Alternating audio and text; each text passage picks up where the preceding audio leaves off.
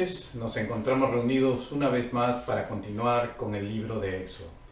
Pero antes de iniciar este estudio, quiero invitarlos a que inclinemos nuestros rostros para poder presentarle una oración a nuestro Señor Padre, Dios Todopoderoso, Dios de Israel, y nos guíe a través de su Espíritu Santo en esta enseñanza el día de hoy. Inclinemos nuestro rostro. Señor, te damos gracias por esta noche. Te damos gracias, Señor, porque tú has sido el quien nos ha conducido a través de tu Espíritu Santo. Tú eres quien nos ha dado el entendimiento, la revelación, Señor. Por eso te pedimos hoy que también nos acompañes a todos nosotros que estamos viendo esta clase y nos ilumines, Señor, con el entendimiento y la sabiduría que necesitamos. Te lo pedimos, Señor, en el precioso y maravilloso nombre de nuestro Señor Jesucristo. Amén y amén. Hermanos, buenas noches. Hoy día reunidos una vez más para continuar con esta clase de Éxodo, la clase número 6. Como ustedes recuerdan, nosotros hemos venido avanzando y hemos venido viendo diferentes capítulos. El día de hoy nos va a corresponder estudiar el capítulo 19, 20, 21, 22 y 23.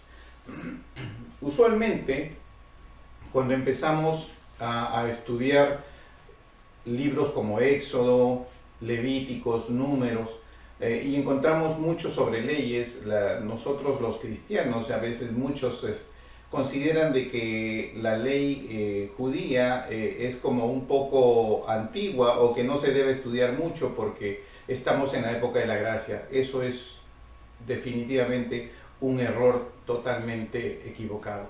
Todo lo que estudiemos a partir de ahora tiene una relación directa con lo que vendría a ser el nacimiento de nuestro Señor Jesucristo, el proceso que Él vivió de su ministerio, la muerte y la resurrección. Todo está comparado, inclusive lo que ahora vamos a estudiar en este tiempo, cuando lleguemos al tiempo de las primeras fiestas que se nombran aquí en este estudio que vamos a tocarlos, las 3 primeras fiestas que se nombran, son parte de un grupo de 7 fiestas que el Señor, nuestro Dios, le entrega al hombre, le entrega a Moisés y le dice: estas son las fiestas que el pueblo, el hombre, celebrará. Quiero que entendamos que cuando hablamos de que fue Dios quien dispuso estas fiestas, es como cuando a usted lo invitan a una fiesta. Cuando a usted lo invitan a una fiesta, usted es el invitado, usted no es el que organiza la fiesta. Estas fiestas que vamos a estudiar, que vamos a finalizar empezando con 3 y son 7 y al final vendrían a ser 8 con la última que está separada, que es la fiesta de las luces, la Hanukkah. Son fiestas promovidas por Dios, donde nosotros somos los invitados para celebrar esas fiestas. Y quiero que lo tomemos desde esa perspectiva para que nosotros podamos entender la obligatoriedad en la que estamos nosotros de cumplir con estas fiestas. No estamos ajenos o exentos de esto, porque si somos seguidores de nuestro Señor Jesucristo, de todo lo que es la palabra de Dios, entonces deberíamos ser cumplidores. También es cierto de que estas leyes fueron entregadas y estas fiestas de que el Señor nombró fueron entregadas a Moisés para que fueran dadas al pueblo de Israel, ¿no? Por eso que más adelante vamos a ir explicando y detallando y definiendo qué es lo que nosotros debemos cumplir, qué es lo que nosotros estamos siguiendo y qué es lo que debemos seguir y qué es lo que tal vez no podemos o no debemos seguir en este momento por razones de impedimentos que vamos a ver bíblicamente se están dando. Porque está muy relacionada las fiestas también con el templo, ¿no? La existencia del templo de Dios que fue construido, el primer templo que fue de Salomón, y de ahí para adelante, ¿no? El segundo templo que fue el templo de Herodes. Y de ahí vamos a ver qué es lo que sucede, cómo es que la palabra nos va desarrollando. Pero más detalles lo vamos a ir viendo en cada tiempo y en su momento. Ahora los voy a invitar a que vayamos a la geografía bíblica, como siempre, como hemos empezado, para entender que estamos en el libro de Éxodo y que el libro de Éxodo es o corresponde geográficamente a esta área nada más de movimiento del pueblo de Israel. Como bien sabemos, ya hemos ingresado a la última parte donde ya el pueblo de Israel ha hecho su campamento a las faldas del monte de Dios. Cuando el pueblo de Dios hace su campamento, tiene en realidad 3 meses de haber hecho travesía desde que salió de Egipto. 3 meses, en 3 meses el pueblo llega a las faldas del monte de Dios, monte Oreo, monte de Sinaí. Ese es el tiempo que se tomó 3 meses. Y ahí va a permanecer por un lapso de 2 años y lo vamos a ir viendo conforme desarrollemos la palabra. Ahora, también quiero volver a mostrarles este calendario, pero esta vez quiero que tomemos en cuenta no solamente el tiempo que sucede en las fiestas, que vamos a detallar más adelante, sino también las estaciones del año. Como ustedes saben bien, cuando hablamos del nacimiento de nuestro Señor Jesucristo, hablamos de que los pastores estaban en el campo y que fueron avisados por un ángel que les había nacido un rey. Pues si estaban en el campo, significa que la única estación del año en la que nadie puede estar en un campo es el invierno, porque es el tiempo que no se cosecha y no se siembra. Por lo tanto, y tampoco se puede estar llevando y estando hasta altas horas de la noche o caminando se trata siempre de en invierno guardar la mayor cantidad de reserva para poder dar o alimentar los animales, porque escasea el pasto y todas estas cosas. Entonces sabemos que nos quedan solo 3 estaciones para mover y entender más adelante cuando lo explique, que no va a ser en esta clase, para entender cómo va a funcionar las estaciones del año con relación a primavera, verano y otoño, que es realmente que nos va a llevar a dar un entendimiento y una lógica de qué es lo que estuvo pasando y en qué épocas estuvo viviendo cada tiempo. Bueno, por ahora entonces los voy a invitar a que vayamos al capítulo 19, vayan a sus Biblias y acompáñenme en el capítulo 19. Como ustedes saben, Dios no es un Dios que nosotros lo podamos poner en una caja y lo podamos encuadrar y decir, Dios hace esto y si se hace de otra manera, en la Biblia está escrito de otra manera, entonces no es de Dios. Dios ha evitado que a Él lo limitemos nosotros. Nosotros los hombres somos los que estamos limitados, estamos normados, debemos seguir un patrón del que Dios nos da. Pero Dios no está sujeto a ningún patrón, quede bien claro, ni está limitado. Él es el Dios de lo imposible, el Dios sin límites. Y Él, por ejemplo, nos hace una demostración con relación a las aguas. Vimos, por ejemplo, cómo el pueblo murmuró en una primera oportunidad porque no tenía agua, y Él tomó unos árboles, lo echó sobre las aguas amargas y las volvió dulces. Posteriormente, nos damos cuenta, ¿no?, en el capítulo 17 de Éxodo, cuando lo vimos, que no había agua tampoco. Entonces Dios le ordena a Moisés a que golpee la roca para que salga el agua. Observen ustedes que en este versículo, en este capítulo, en el capítulo 17, ¿no?, cuando el Señor, cuando el pueblo reclama el agua, lo que el Señor le pide a Moisés en el versículo 6 le dice a Moisés en el versículo 6, he aquí yo estaré delante de ti allí sobre la peña en Horeb, y golpearás la peña y saldrán de ella aguas y beberá el pueblo. Y Moisés lo hizo así en presencia de los ancianos de Israel. Y vamos a ver más adelante qué es lo que le ordena con relación a cómo debe actuar cuando nuevamente se requiere agua. Y sabemos que inclusive Moisés no entra a la tierra prometida en vista a la desobediencia que cumple con Dios cuando le ordena que le hable a la roca. Pero más adelante vamos a tocar ese tema y lo vamos a ir viendo y nos vamos a dar cuenta realmente cómo es que suceden las cosas. Por ahora vamos a abocarnos a lo que es el capítulo 19, al versículo 1 al 8 vamos a empezar. Israel en Sinaí, como decimos, ya estamos a las faldas del monte de Horeb. En el mes tercero de la salida de los hijos de Israel de la tierra de Egipto, el mismo día llegaron al desierto de Sinaí. Había salido de Refidim y llegaron al desierto de Sinaí y acamparon en el desierto, y allí Israel delante del monte. Y acampó allí Israel delante del monte. Observen ustedes que fue cuando se dice en el primer versículo, en el mes tercero de la salida de los hijos de Israel de la tierra de Egipto, el mismo día llegaron al desierto de Sinaí. Estamos hablando del primer día del tercer mes. O sea, en 3 meses o en el tercer mes, ellos entran a lo que es ya y se establecen a las faldas del monte de Sinaí, el monte de Horeb, el monte de Dios. Versículo 3 dice, y Moisés subió a Dios y Jehová lo llamó desde el monte, diciendo: Así dirás a la casa de Jacob, y anunciarás a los hijos de Israel: Vosotros visteis a lo que hice a los egipcios, y cómo os tomé sobre alas de águila y os he traído a mí. Ahora pues, y aquí lo he dividido yo para tenerlo un poco más claro, y dice: si diereis oído a mi voz, guardareis mi pacto, vosotros seréis mi especial tesoro sobre todos los pueblos. El Señor siempre reclama de nosotros la obediencia, que nosotros lo sigamos, que nosotros lo escuchemos y cumplamos. Eso es lo que nos está diciendo. Entonces nos volveremos especial tesoro para Él. Porque mía es toda la tierra. Versículo 6.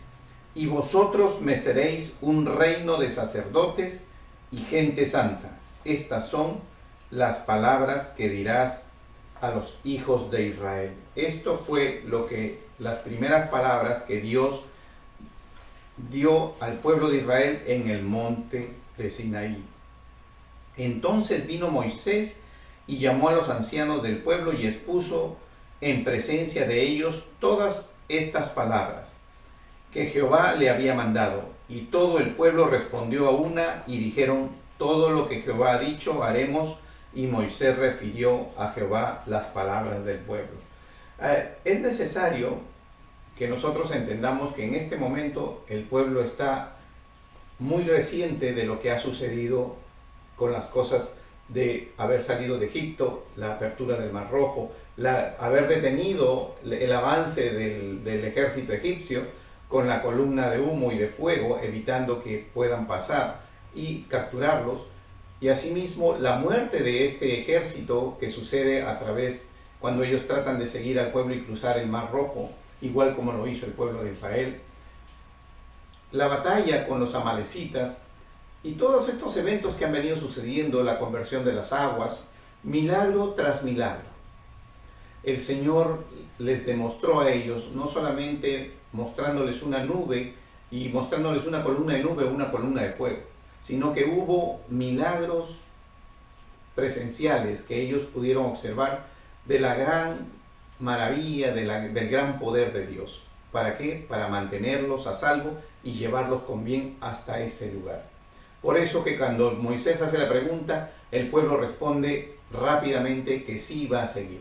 O sea, la primera manifestación voluntaria del pueblo es aceptar todas las disposiciones de Dios, y así lo hemos visto. Vamos a ir ahora al versículo 9.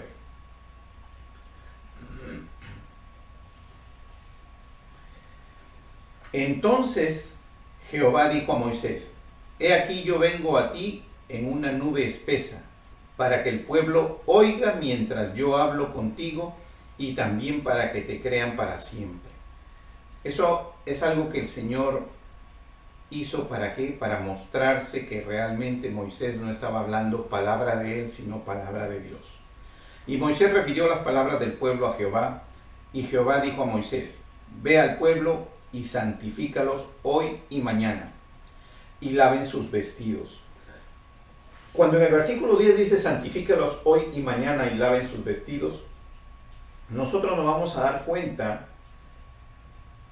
de lo que el Señor está haciendo. Está pidiendo que el pueblo de Israel sea santo, no solamente externamente. Le está pidiendo que se santifiquen, que se arrepientan de sus pecados, que reconozcan que el Dios que los está conduciendo es el Dios de Israel, el Dios Todopoderoso, que asuman y obedezcan todas las cosas que Él ha ordenado. Y además, algo que es muy importante es que ellos lo hagan de manera voluntaria y que ellos se unan a este requerimiento, ¿no? Para que ellos puedan llevarse. Y hay otra actitud física que ellos están incluidos, y lo hemos venido leyendo, lo hemos visto una vez en lo que es el relato de Éxodo, donde dice por lo menos que 2 días no tengan contacto con sus mujeres. Se refiere a no tener relaciones sexuales con las mujeres. Esto también estaba incluido dentro de que es el proceso de la santificación del pueblo de Israel, y lo vamos a ver mucho más adelante cuando veamos la historia de David, con relación a cuando él está escapando de Saúl y se detiene en el templo y pide los panes de la preposición. Cuando él pide los panes de la preposición viejos que están siendo renovados, pero aún siendo renovados por nuevos, siguen siendo panes santos, el sacerdote le dice a David, pero están tus hombres y tú están santificados, han sido santificados durante este tiempo, porque estos panes son santos para que los coman. Y él dice, por lo menos no hemos estado con mujeres los últimos 2 días, y más aún desde el día que hemos salido. Entonces, eso demuestra que parte del proceso de santificación para el pueblo de Israel es no tener contacto sexual con sus mujeres.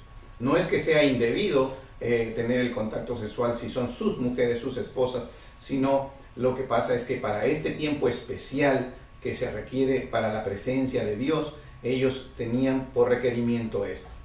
Y además pide el lavamiento de las ropas, porque sabemos que las ropas, las vestiduras, son lo que van a servir como el símbolo más adelante, cuando dice el Señor, y seremos vestidos con vestiduras blancas de lino fino, ¿no?, que son el producto de nuestras acciones. Entonces, presentar ropas limpias, ropas adecuadas, es como mostrar que realmente estamos ya santificados por lo que hemos hecho antes. O sea, que las obras que el Señor dice, por las obras y por las cosas que hemos hecho, vamos a vestir. No es que seamos salvos por obras, pero somos salvos por fe, en la fe de nuestro Señor Jesucristo, pero se considerará esto para la evaluación y seremos vestidos de blanco y de lino fino.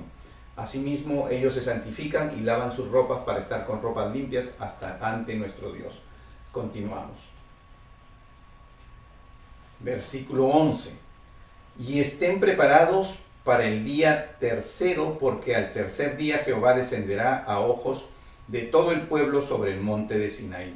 Observen cómo el Señor se va mostrando al pueblo, porque este es un pueblo nuevo que no ha visto a Dios anteriormente. Es un pueblo que recién se ha formado después de 430 años de vivir en Egipto.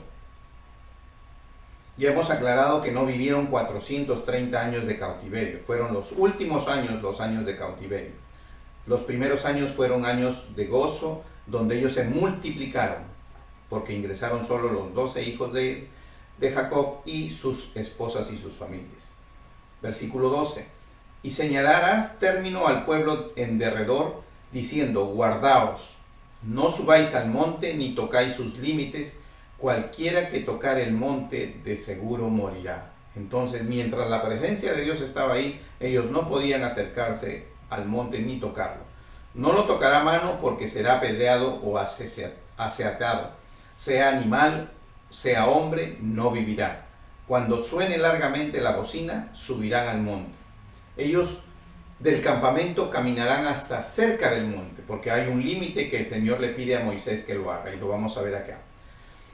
Y descendió Moisés del monte al pueblo, y santificó al pueblo, y lavaron sus vestidos. Y dijo al pueblo, estad preparados para el tercer día, no toquéis mujer. ¿Se dan cuenta cómo el Señor aquí en el 15 nos hace ver esto? Y yo puse como una referencia, y lo ven en la pantalla ahí, dice en 1 de Samuel, capítulo 21, versículos 4 y 5, habla sobre la abstinencia sexual que deben de tener con sus esposas los 3 últimos días, para ser como parte de esa preparación de santificación.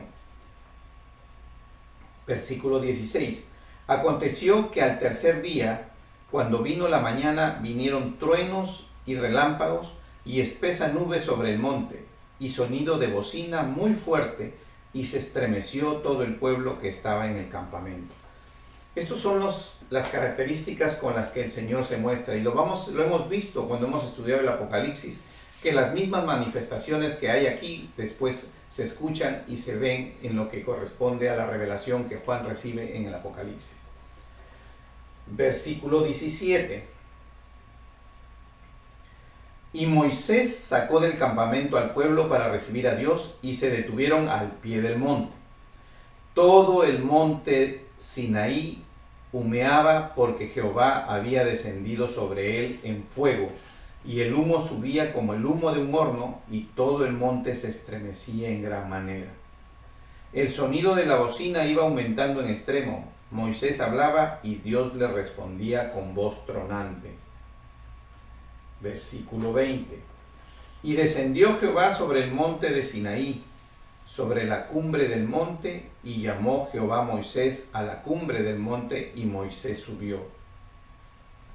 Y Jehová dijo a Moisés: desciende, ordena al pueblo que no traspase los límites para ver a Jehová, porque caerá multitud de ellos, y también se santifiquen los sacerdotes que se acercan a Jehová, para que Jehová no haga con ellos estragos. O sea, no solamente era el pueblo, sino también los sacerdotes tenían que pasar el proceso. En otras palabras, todos tenían que pasar. Moisés dijo a Jehová: el pueblo no podrá subir al monte de Sinaí, porque tú nos has mandado diciendo: señala límites al monte y santifícalo. Y Jehová le dijo: ve, desciende, y subirás tú y Aarón contigo. Mas los sacerdotes y el pueblo no traspasen el límite para subir a Jehová, no sea que haga con ellos estragos. Entonces Moisés descendió y se lo dijo al pueblo. Versículo 20. Capítulo 20, versículo 1. Y dice: y habló Dios todas estas palabras diciendo: yo soy Jehová tu Dios, que te saqué de la tierra de Egipto, de casa de servidumbre. Y empieza en el versículo 3 los 10 mandamientos. Yo le hice aquí un resumen para no extendernos en algo que sí conocemos todos aquellos que somos cristianos, y tal vez diríamos que todas las personas, porque ha sido muy expuesto en películas, en televisión, en cine, y es algo que inclusive hasta en los colegios se ha enseñado. Pero los 10 mandamientos de Dios es algo que Dios le da, y son las primeras leyes que recibe el pueblo con un carácter o un nivel elevado, porque son mandamientos. Dentro de lo que Dios entregó al pueblo de Israel hubo mandamientos, hubo leyes y hubo disposiciones. O sea, hubo una categorización de las leyes, un nivel, un orden, diferentes niveles. No quiere decir que la de menor nivel era de menor importancia o podíamos dejar de cumplirla con relación a la de mayor nivel. Todas las leyes y todas las disposiciones que Dios dio eran para cumplirse. Solamente para efectos de doctrina hemos calificado de esta manera, porque esto rige de manera genérica, y hoy sabemos que inclusive estos mandamientos son aplicables en el mundo entero. Nadie está autorizado a matar a nadie, nadie puede robarle a nadie, ¿no? Entonces sabemos que muchos de estos mandamientos son aplicables en todo el mundo, en las leyes de los países. Y dice, así la palabra en el versículo 3, no tendrás dioses ajenos delante de mí.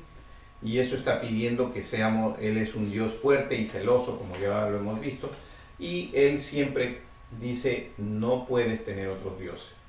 No te harás imagen. Puse la primera parte, que es la parte que nos va a mostrar, pero la palabra de Dios está escrita y dice: a ninguna semejanza de lo que está arriba en el cielo, en la tierra, ni en las aguas. No te inclinarás a ellas, ni las honrarás, porque yo soy Jehová, tu Dios fuerte y celoso. Sabemos y conocemos que hay religiones que tienen imágenes y se inclinan ante las imágenes. En muchas ocasiones inclusive he escuchado decir que ellos no adoran las imágenes, que las veneran y le dan una conceptualización diferente a la veneración de la imagen. Sin embargo, todas estas imágenes, sobre todo las que ellos consideran más importantes, que corresponden a hombres nacidos y que vivieron su vida terrenal, tienen una banca que los antecede para que las personas puedan inclinarse ante ellas y presentar una oración. Eso es justamente lo que el Señor pide que no se haga. Cuando Él detalla los 10 mandamientos, en este mandamiento que ubica del versículo 4 al 6, nos hace específicamente que no quiere nada del cielo, nada de la tierra, ni nada del mar, ni nada de lo que está debajo de la tierra, que se haga una imagen. ¿Y qué es lo que está sobre la tierra? Estamos los hombres y los animales, y no quiere imágenes ni de hombres ni de animales. No quiere del cielo nada de lo que está en el cielo, que son aves. No quiere nada, incluyendo que no quiere imagen de él mismo. Por eso es que él no se muestra. Por eso es que él no presenta una imagen definida. Él dice, estaré en columna de nube, estaré en columna de fuego, vendré y habrá un sonido, pero no hay una conceptualización de una imagen en ese momento, porque él no quiere que se haga una imagen ni siquiera de Dios que está en el cielo.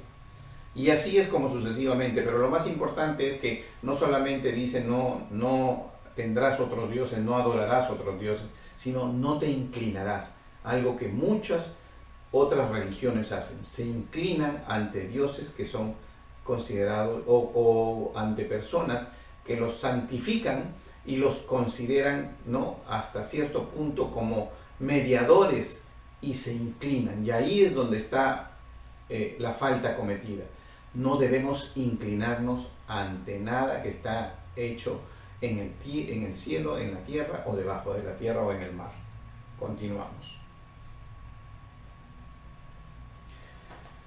Dice, no tomarás el nombre de Jehová tu Dios en vano. Y es aquí que usted va a observar que en el pueblo de Israel ellos no dicen Jehová, ellos evitan decir la palabra Jehová, porque ellos dicen que cuando ellos hablan, cuando ellos pronuncian, están tomando el nombre de Dios en vano. Y en realidad lo que ellos están haciendo, están extremando lo que realmente la palabra de Dios quiere decir. Tomar el nombre de Dios en vano es usar el nombre de Dios para cosas que no corresponden, para cosas que Dios no mandó usar su nombre. Dios mandó usar su nombre cuando Él dijo, ve y dile al pueblo que el yo soy, o sea, Jehová, el yo soy, Él es el que está. En este momento, en esta clase, ¿qué estamos haciendo? Estamos enseñando lo que Él nos está pidiendo que enseñemos. Entonces estamos refiriéndonos a su nombre para enseñar su palabra, no para usarla en cuestiones banales, en cuestiones triviales de la vida regular. Dice, acuérdate del día de reposo para santificarlo. Y aquí el Señor lo explicó y lo puso entre los versículos 8 y 11. Esto es algo muy importante porque inclusive en el Apocalipsis hemos visto que dice, ora para que la huida no sea ni en invierno ni en el día de reposo. ¿Por qué? Porque realmente son tiempos duros. Como lo dije cuando presenté el calendario que tomemos en cuenta las estaciones, porque las estaciones también tienen que ver con los momentos en que Dios va a actuar.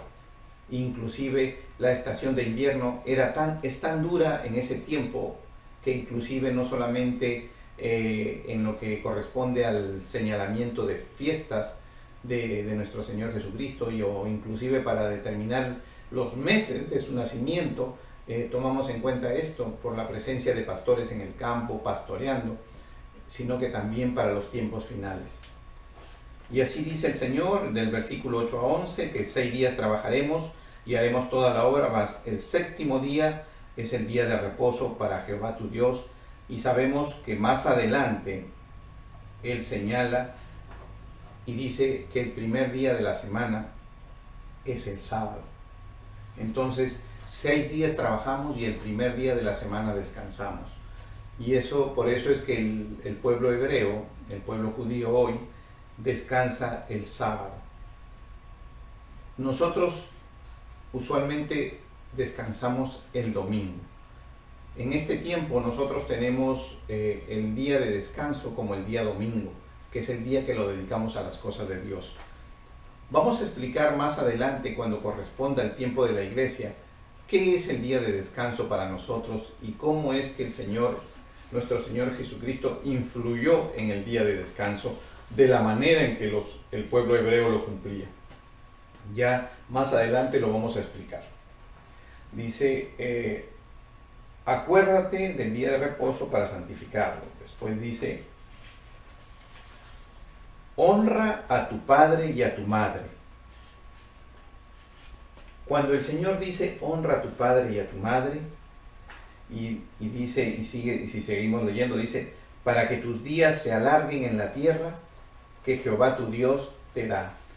Este es el primer mandamiento que va asociado con una promesa. Es realmente el amor de Dios es tan grande que dice: el que honra a su padre y a su madre te enseña a honrar. Te enseña a honrar a quienes de manera indirecta te está diciendo: honra a quien te trajo a través de su vientre a este mundo, que es tu madre por concepción de haber estado con tu padre. Entonces, cuando tú honras, estás honrando a tu padre y a tu madre, estás aprendiendo a honrar a tu Creador, a nuestro Dios Padre Todopoderoso. Y eso es lo que trata de ver. Y Él no solamente dice eso, sino que dice también que tus días serán alargados. Dice bien claro en su palabra: para que tus días de vida sean alargados.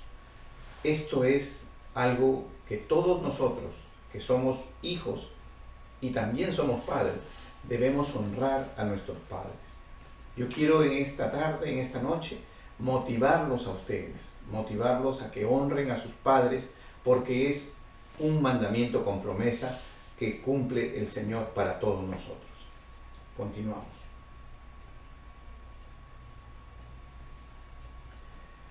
Dice versículo 13: no matarás. No hay más que hablar de eso. Nadie tiene el derecho de quitarle la vida a nadie. Dice en Job, dice: el Señor es el que da la vida, el Señor es el que la toma. No somos nosotros los que decidimos cuándo se acaba el tiempo. El tiempo de vida de cada persona, Dios lo tiene señalado. Y hay quienes hacemos a veces algo para acortar nuestros días. Y dice bien claro la palabra más adelante: si honramos a nuestros padres, alargamos nuestros días. Si hacemos algo que está previsto en la ley, que es contra la ley de Dios también, entonces acortamos nuestros días. Dice: no cometerás adulterio. Quiere decir, no estarás con otra mujer.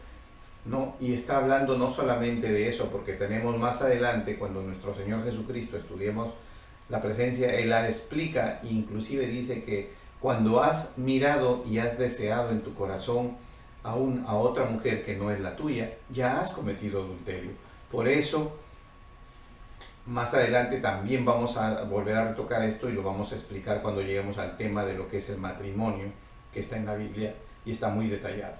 No hurtarás, no robarás, no tomarás cosa ajena.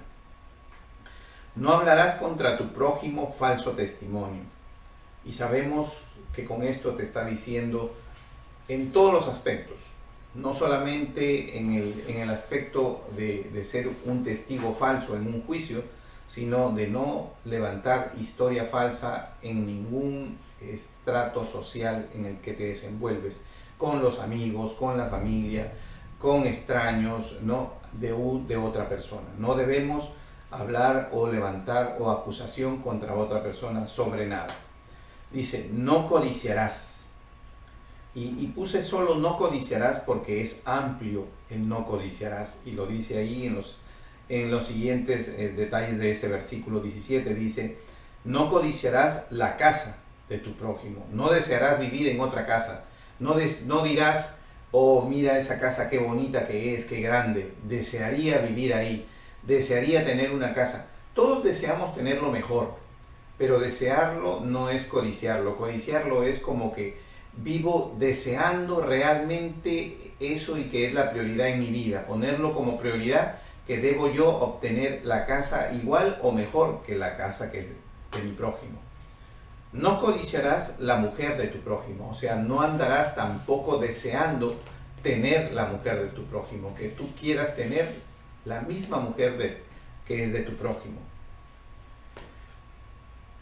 Ni su siervo, ni su criada, ni su buey, ni su asno, ni cosa alguna de tu prójimo. ¿Qué quiere decir? Que nosotros no podemos tratar de desear, coger, tener, quitar, desear tener en propiedad lo que no es de nosotros. Todo lo que no es de nosotros, sea cosa, sea animal, sea casas, sea la esposa, sea cualquier cosa, dice, de nuestro prójimo, no debemos andar deseando, esperando que tal vez nuestro prójimo se descuide para poder quitárselo. No, no debemos hacer eso. Y de eso se trata los 10 mandamientos que ya en este momento son entregados a Moisés para que le dé al pueblo como primera gran regla o normativa para su vida. Y esto también lo vamos a ver cuando lleguemos a Deuteronomio. En el capítulo 5, en el versículo 1 al 21, también se vuelve a detallar. Y ahí haremos una referencia porque ya lo estamos haciendo ahora un detalle. Seguimos, versículo 18. Y dice, terror del pueblo. Y también sabemos que en Deuteronomio continúa la misma, es una repetición de la historia, ¿no? Ya hemos dicho por qué en Deuteronomio, que es el último libro, hay un recordatorio de la ley, por eso vamos a ver mucha repetición. Vamos a ver mucha repetición porque cuando entendemos la geografía en la que se escribió, nos vamos a dar cuenta que Éxodo, cuando se dan la tabla de los 10 mandamientos, los primeros 10 mandamientos, es el pueblo saliendo a los 3 meses cuando está a las faldas de Israel. Cuando se vuelve a repetir es en el libro Deuteronomio. En este libro está el pueblo en la puerta de ingresar a Jericó. ¿Y qué pasó? Pasaron 40 años y toda la generación que conoció la ley, que fue cuando estuvieron a 3 meses de haber salido, había muerto. Toda esa generación de más de 20 años había muerto. Entonces la generación que estaba frente a lo que es las murallas de Jericó, la tierra prometida, esa generación necesitaba ser recordada. Por eso es que nosotros vamos a encontrar que toda la referencia de parte de leyes siempre va a ser repetitiva en lo que es el libro de Deuteronomio. ¿Por qué? Porque ese es el momento, 40 años después, que es una nueva generación que necesita ser recordada. Continuamos.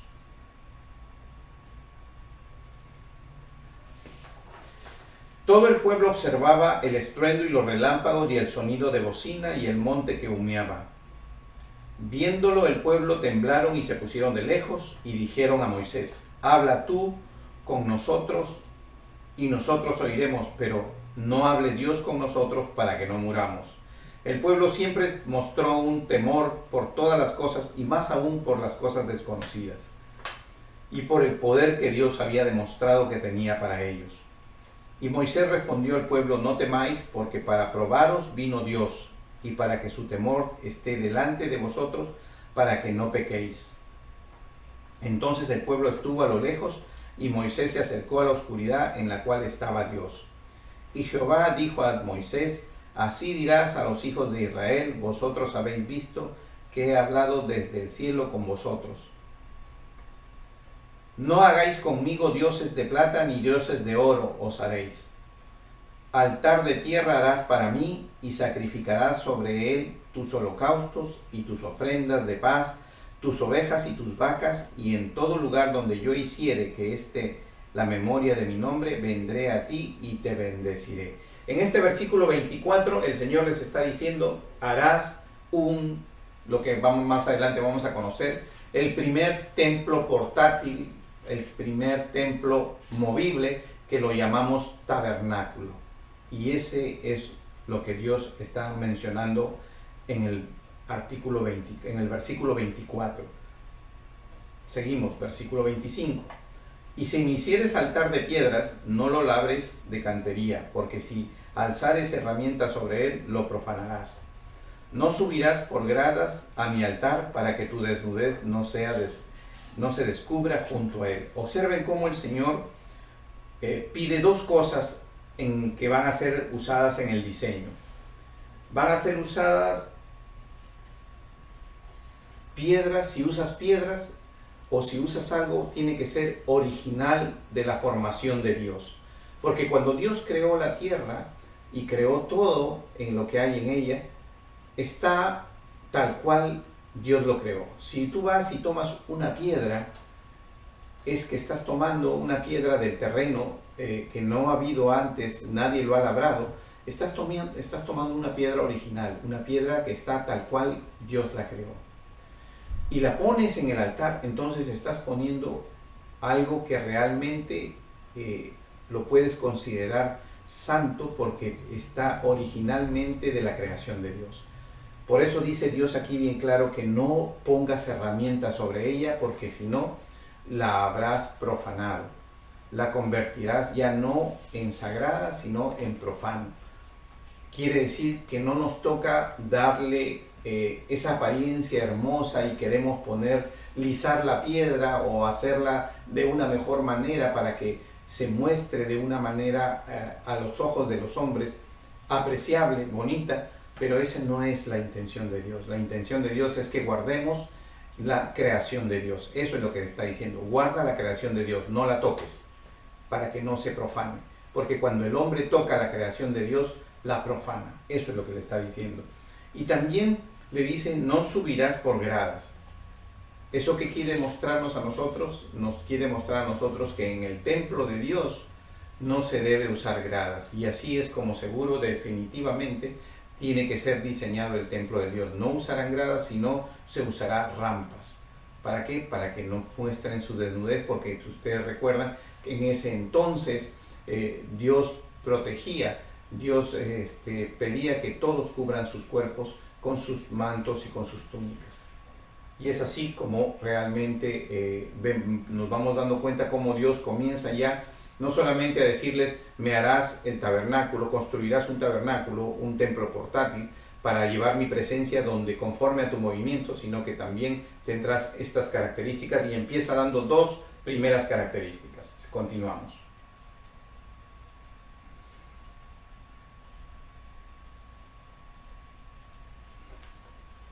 Versículo 25, ¿no?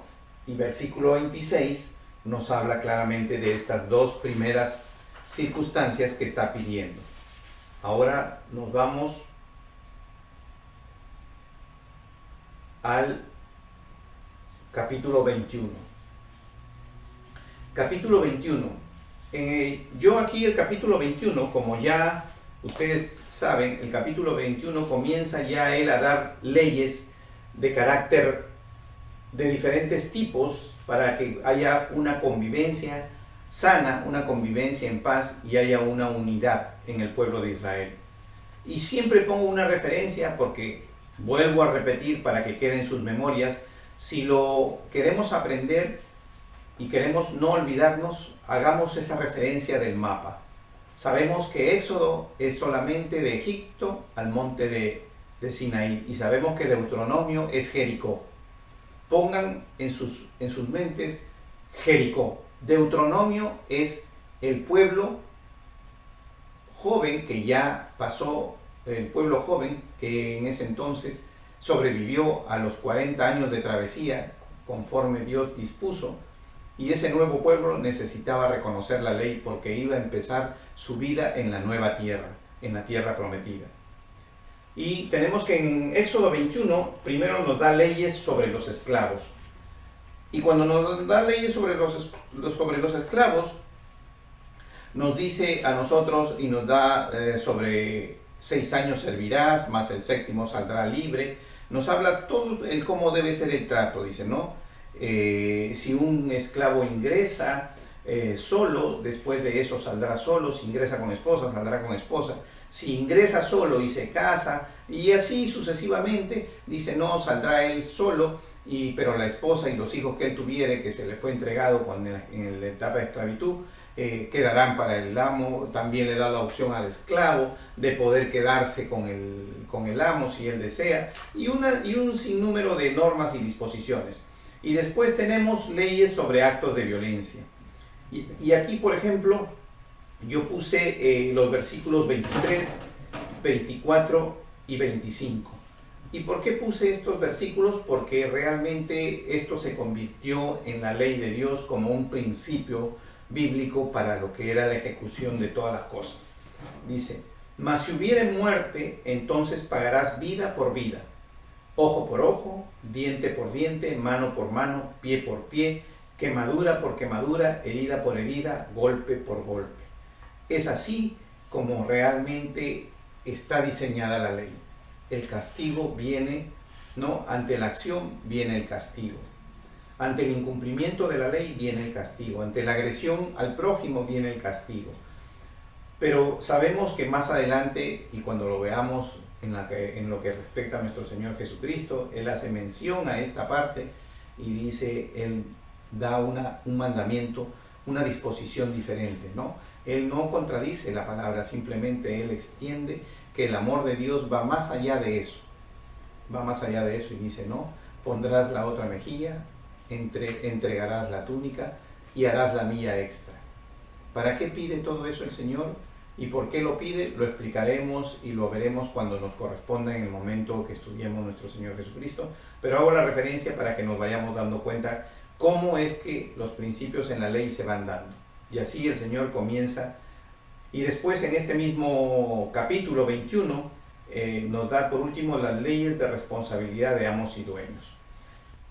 Por eso nosotros podemos entender bien claro cómo es todo este proceso de la ley.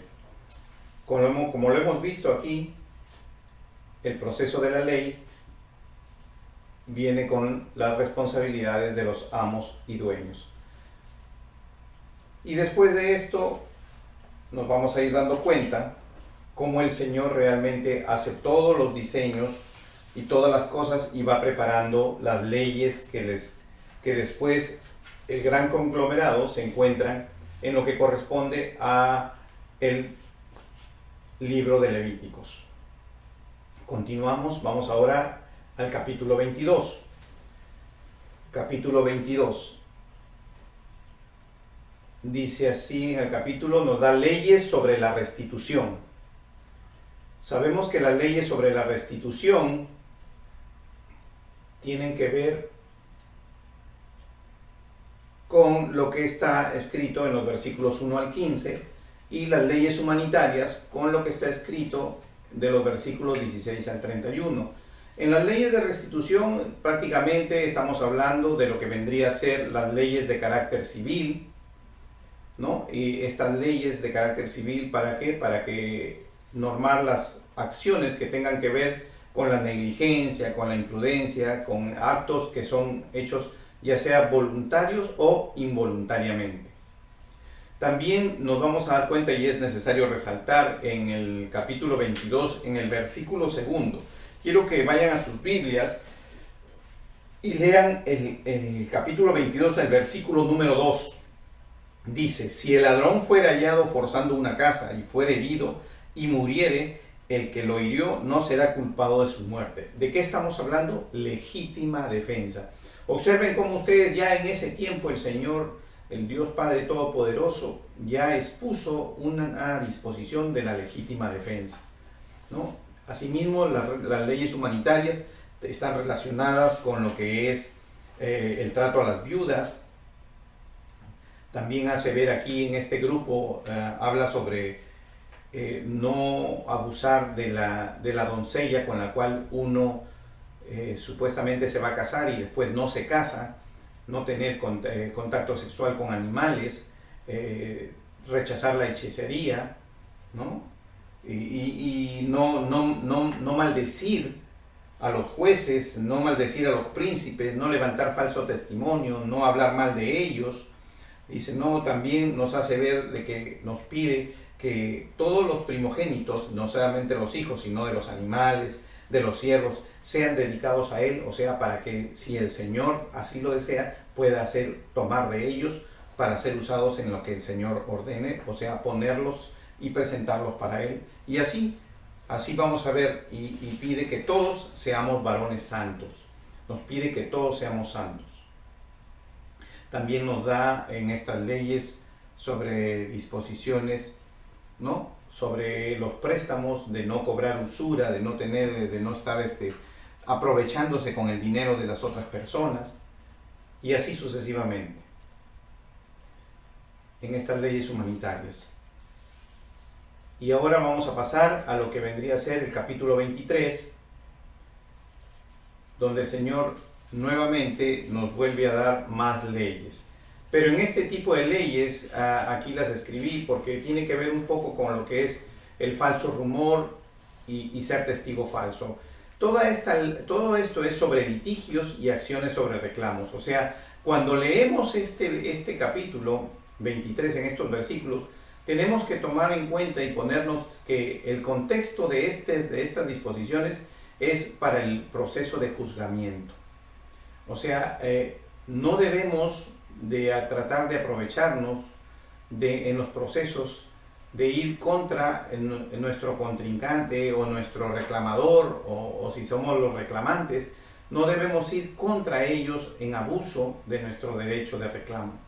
Y ya por eso dice, no deberemos dar mentiras, dice, no debemos, no matarás al inocente y al justo, dice, no recibirás presente. Esto está dirigido a los jueces, a quienes van a intervenir como intermediarios de estos procesos. Dice, no recibirás presente, porque el presente ciega a los que ven y pervierte la palabra de los justos. ¿Por qué? Porque no te va a permitir emitir una evaluación realmente buena, una evaluación sincera, una evaluación correcta, justa, dentro de lo que es el juzgamiento. Y así es como viene él y dice en el versículo 12, 6 días trabajarás y al séptimo día reposarás.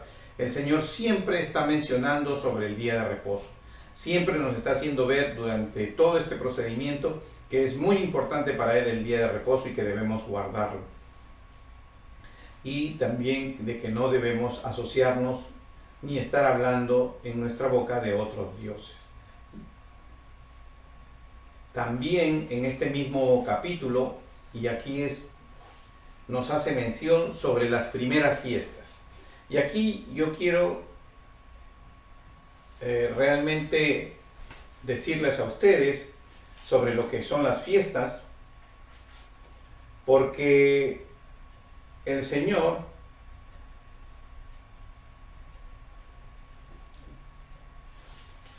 nuestro Dios Todopoderoso realmente pone 7 fiestas, como lo había dicho al principio, y una al final separada, que es la de Hanukkah, que vendrían a ser 8 fiestas en general. Estas fiestas están asociadas con todo el proceso de lo que es la venida de nuestro Señor Jesucristo, con el proceso que vendría a ser el Apocalipsis en los últimos tiempos.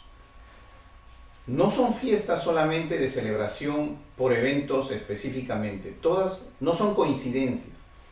También para hablar sobre estas fiestas debemos considerar el calendario hebreo.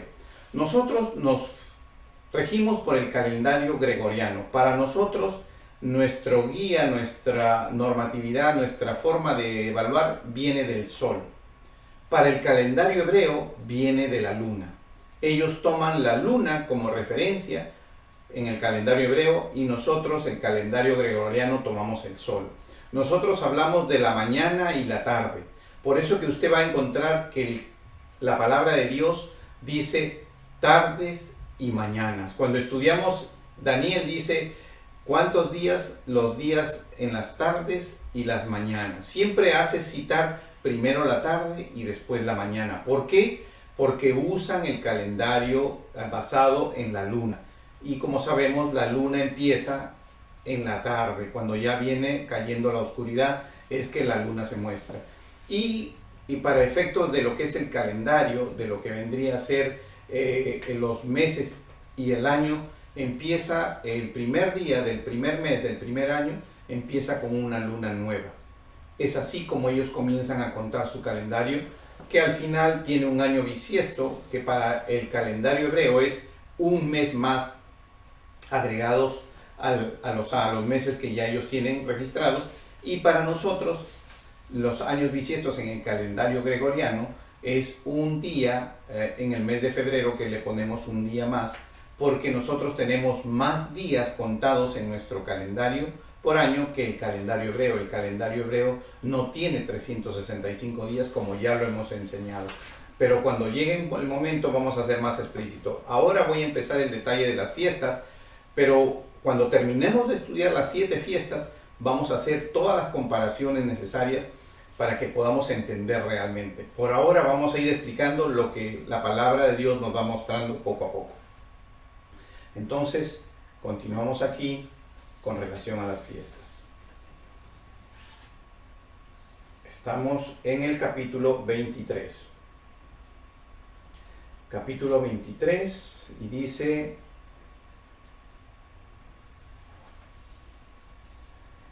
las 3 fiestas anuales. Versículo 14: 3 veces al año me celebrarás fiesta. Y observen ustedes cómo la referencia bíblica en Deuteronomio. ¿Por qué? Porque ya hemos dicho nuevamente, como lo repetimos, es necesario, porque si geográficamente ya pasaron en tiempo y en geografía, han movido de lugar y ha pasado 40 años, la nueva generación necesita conocer nuevamente todas las disposiciones de Dios. Dice: 3 veces al año me celebrarás fiesta. Y en el versículo 17 nuevamente vuelve lo puse acá junto para que nosotros podamos entender que está refiriéndose a lo mismo, y dice: 3 veces en el año presentará todo varón delante de Jehová el Señor. Versículo 15 dice: la fiesta de los panes sin levadura. Recuerden ustedes que cuando estamos hablando de 3 fiestas, estamos empezando el Señor a detonar, pero ya tenemos una que ya el Señor ha incluido, y es cuando libera al pueblo de Egipto, y es la Pascua, ¿no? El Passover, cuando le dice al pueblo que unte los dinteles de sus puertas con la sangre del cordero que han sacrificado, que van a tomar esa cena. ¿Para qué? Para que cuando pase el ángel de la muerte no afecte a los primogénitos de los hijos de Israel. Dice: guardarás 7 días, comerás los panes sin levadura, como yo te mandé, en el tiempo del mes de Abib. ¿Qué es una referencia del mes de Abib? El mes de Nisán. ¿Qué es para nosotros el mes de Nisán? Para nosotros el mes de Nisán es el promedio entre marzo y abril. Eso es lo que es para nosotros Nisán o Abib. Mediados de marzo a mediados de abril. Los meses del calendario hebreo, hoy que lo conocemos como judío, están a mitad entre 2 meses del calendario gregoriano. Entonces sabemos que en el tiempo del mes Abib, harás tú, dice, los panes sin levadura, esta fiesta. Porque en él saliste de Egipto, y ninguno se presentará delante de mí con las manos vacías. Y en el versículo 18, lo puse acá porque también es lo mismo, está relacionado, dice: no ofrecerás pan leudo, la sangre de mi sacrificio, ni la grosura de mi víctima quedará de la noche hasta la mañana. 2 cosas está diciéndoles aquí. Les está diciendo primero que esta es una fiesta y que el pan que se ofrecerá será un pan sin levadura. O sea, y sabemos que la levadura es símbolo del pecado. O sea, se presentará el pan sin pecado. Porque sabemos que estamos refiriéndonos, ¿quién es el pan de vida? El pan de vida es nuestro Señor Jesucristo. Entonces sabemos que ya de aquí ya comenzó a relacionar esta fiesta con lo que es nuestro Señor Jesucristo. Y dice: ni la grosura de mi víctima quedará de la noche hasta la mañana. ¿Qué significa? Significa que nuestro Señor Jesucristo no pasará todo el día en la cruz. No será sacrificado y pasará todas 24 horas en una cruz. ¿Por qué? Porque así dice la palabra de Dios. Y ya comienza a mostrarnos los momentos. Ya cuando evaluemos en qué momento suceden las cosas, nos vamos a dar cuenta que realmente así sucedió. Vamos a ver acá.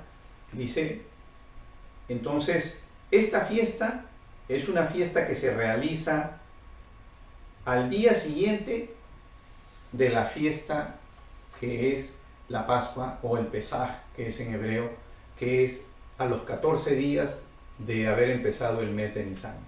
Cuando empieza el mes de Nisán, a los 14 días que empieza el mes de Nisán, entonces ahí se hace la fiesta. Y después de eso, por 7 días, se hace lo que es la fiesta de los panes sin levadura. Entonces ya tenemos 2 actividades que le han señalado al pueblo. Seguimos viendo. Pero el Señor considera en este momento que la primera fiesta vendría a ser, ¿no?, la fiesta de los panes sin levadura. Seguimos. Después dice aquí el Señor: he aquí yo envío mi ángel delante de ti, Y después nos dice, en el versículo 16, nos dice, también la fiesta de la siega o de las primicias y la fiesta de las cosechas. Entre el versículo 16 y 19 nos habla de las otras dos fiestas, de la fiesta de la siega, o que hoy la conocemos como la fiesta de las primicias, y la fiesta de la cosecha. Y dice, los primeros frutos de tus labores que hubieras sembrado en el campo. Y en el versículo 19, las primicias de los primeros frutos de tu tierra traerás a la casa de Jehová. Dice, no guisarás el cabrito en la leche de su madre. ¿Qué es lo que nos quiere decir aquí? Que ofrecerás las primicias. ¿Por qué? Porque sabemos que hablamos primero en la fiesta del pan sin levaduras del cuerpo de Cristo. En el segundo, ofrecemos la primicia. ¿Quién es la primicia para nosotros? Si el pan de levadura es el cuerpo de nuestro Señor Jesucristo, el primogénito de Dios, el unigénito de Dios y el primogénito de Dios es el que se ofrece en el sacrificio cuando es Cristo que va a la cruz. Y esa es la similitud, por eso la fiesta de las primicias. La fiesta de las primicias tiene que ver con el ofrecimiento del unigénito y primogénito de Dios, que es nuestro Señor Jesucristo. Y ustedes ahí van viendo la similitud y cómo se va dando la comparación realmente de lo que son estas fiestas, por eso son importantes. Y después tenemos la tercera fiesta señalada, que cuando ordenemos las fiestas, esta va a ser la última fiesta, esta es la fiesta número 7, pero en este momento está siendo señalada dentro de las 3 primeras. ¿Por qué? Porque está asociada con lo que es nuestro Señor Jesucristo. Y dice, la fiesta de las cosechas, o Sukkot, y dice, será a la salida del año, cuando hayas recogido los frutos de tus labores, o sea, en el tiempo de la cosecha. Y esto es entre los meses de septiembre y octubre. Por eso es importante conocer los tiempos que se viven, porque las estaciones del año tienen influencia sobre esto también, para darnos a nosotros ubicación y poder determinar qué momento estamos viviendo. Entonces sabemos que en la salida del año, esta fiesta se produce entre septiembre y octubre. Se llama Sukkot porque viene de Suca, y Suca es una cabaña, por eso también se le dice fiesta de cabañas, y la fiesta del tabernáculo. ¿Por qué? Porque el tabernáculo es una construcción movible, es una construcción temporal. Es cuando el Señor dice que le harán una casa temporal, porque sabemos que el tabernáculo se usó hasta la construcción del templo de Dios y se movía conforme se movía el pueblo de Dios, y fue su existencia temporal. Por eso que cuando el pueblo de Israel, el pueblo salió de Egipto, fue liberado de Egipto, entonces el pueblo en ese momento tuvo la necesidad de vivir ¿en qué? En cabañas. Vivió en cabañas. Entonces ellos le llamaban Sukkot o Suca. Entonces el pueblo se movió durante todo este tiempo, estos 40 años, viviendo en cabañas, en tipo ramadas que se levantaban y para que ellos puedan vivir. Estas cabañas artesanales que ellos hacían son las que en la fiesta que ellos recuerdan en ese entonces, no es el día de hoy, no es la modernidad de hoy, pero en ese entonces lo recordaban como ellos construían una cabaña y pasaban ese tiempo de esa fiesta en la cabaña. Se movían hacia la cabaña, ¿se dan cuenta? Entonces, por eso que nosotros vamos a conocer de que el pueblo de Israel tenía que celebrar de esta manera, porque el Señor, el Dios Todopoderoso, le dijo, para que tu pueblo recuerde cómo es que vino la travesía y cumplió con vivir en cabañas durante todo este tiempo. Entonces, esta es una de las fiestas y es muy importante también, porque durante este tiempo nosotros nos vamos a dar cuenta, cuando hablamos sobre el nacimiento de nuestro Señor Jesucristo, nos vamos a dar cuenta también de que Él, durante el tiempo que Él vino, se estaba pasteando ovejas, o sea, Él no vino en invierno. Por lo menos podemos determinar que Él no vino en invierno. Y cuando vemos que Él nació en un pesebre y dice que no había espacio en el mesón, es porque se estaba celebrando una fiesta.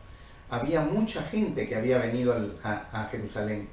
¿Qué fiesta es la que se estaba celebrando? Nosotros lo vamos a ver porque tiene que ver con la fiesta de Sukkot, tiene que ver con la fiesta de las cabañas.